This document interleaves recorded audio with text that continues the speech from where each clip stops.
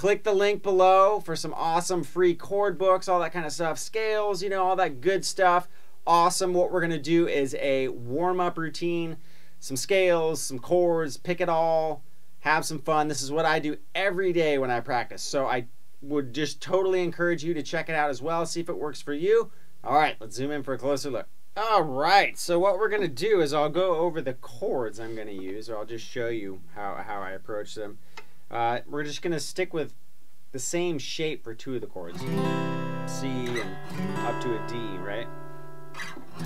Just a normal C shape, and you just move it up a whole step. And then from there, I'm going to do, you know, you can do an E minor chord like this, just like you do the major chord version.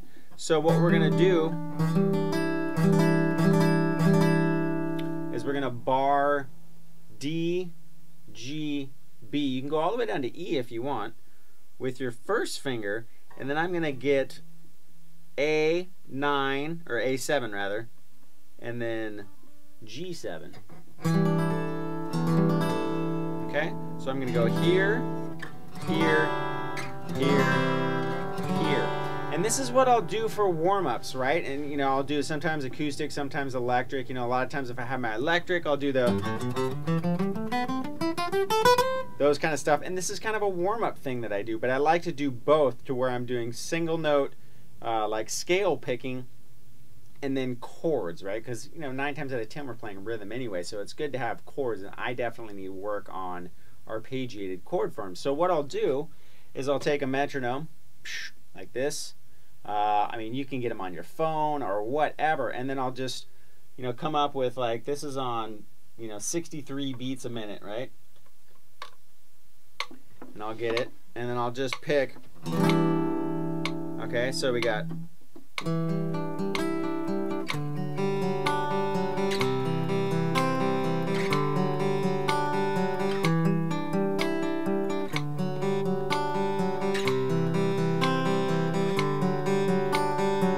right, and then what I'll do is I'll do it muted, like,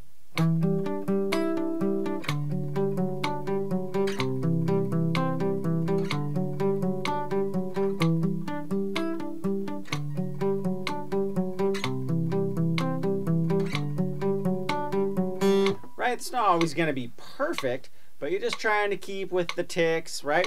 And the pattern that I'm going to do is going to be, it's a mirror image of each other. So you're going to go down 3, back up 1. So I'm going A, D, G, D. And then I'm going to come up B, G, D, G. Right? I've gone over this pattern before, but I like to use it because it's getting us, you know, not just going straight up and straight down. We're actually kind of going back and forth between the strings.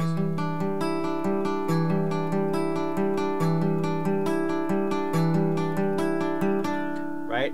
During the ticks, you sync it up with the metronome. And then what we're going to do is we'll go down to this chord right here. And then, so you do a picking pattern per chord. Now you can do that, right? So we'll go back to our handy dandy metronome here.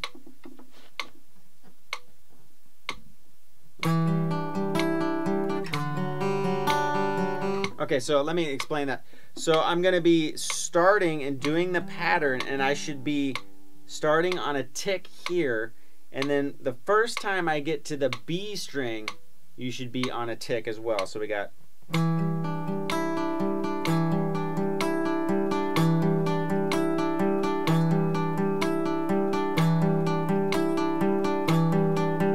right? So A and B are on the ticks, and then we just go down.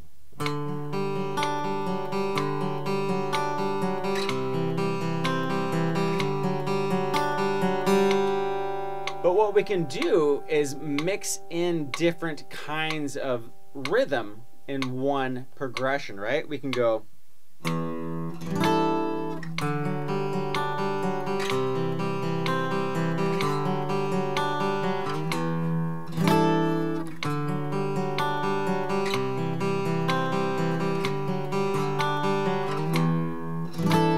so I'll hit the open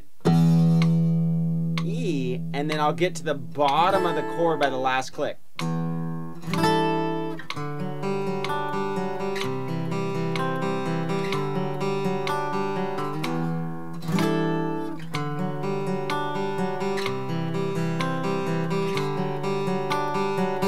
Right? Same pattern except for this part. And I'm literally just hitting the chord and all the way down. Okay, now from there is when you can start to mix it up a little bit, and we'll throw in other things like we can do some harmonics, right? We can go.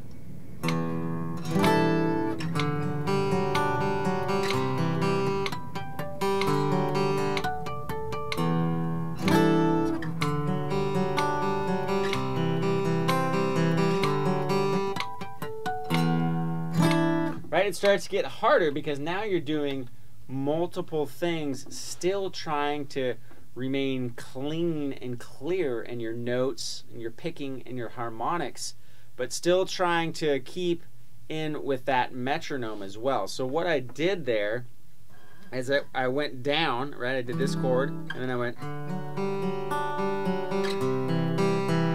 and then where I would normally go to that B string, I just went to the 5th fret harmonic and did B, G, D, G. So I went, and then when I went up to the D chord, and then I did the harmonics on the 7th fret and then back to E.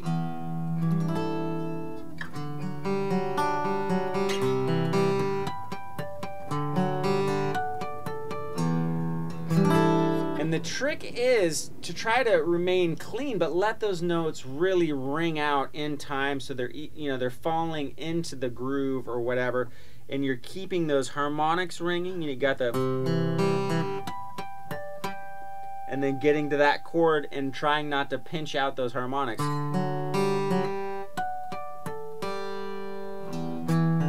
Right, and then going back into the E chord. So you're challenging. See, I can't even speak. I'm challenging my throat and my vocal cords. But challenging yourself in multiple different ways. Trying to remain clean, trying to stay in time, and trying to let things ring out, right? So it's a simple exercise.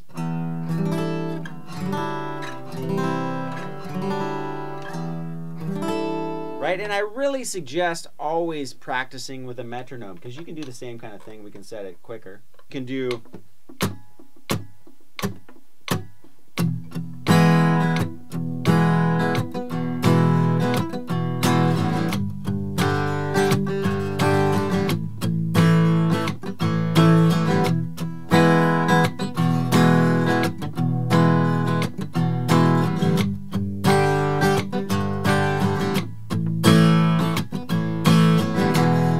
right? All sorts of simple stuff. So really think about, you know, getting a metronome on your phone or going down to your local music store or whatever and buying a metronome and really using it as a tool to really help you improve. It's tough with metronomes because there's, you know, a lot of space in between that click. So if you're having a hard time doing that on quarter notes, right, what this metronome is at, try getting the metronome and setting it on 8th notes, and then it's more like 1 and 2 and 3 and 4 and 1 and 2 and 3 and 4. And sometimes a lot of people have an easier time subdividing with 8 notes than with quarter notes. So you can try that too. All right, give that a shot.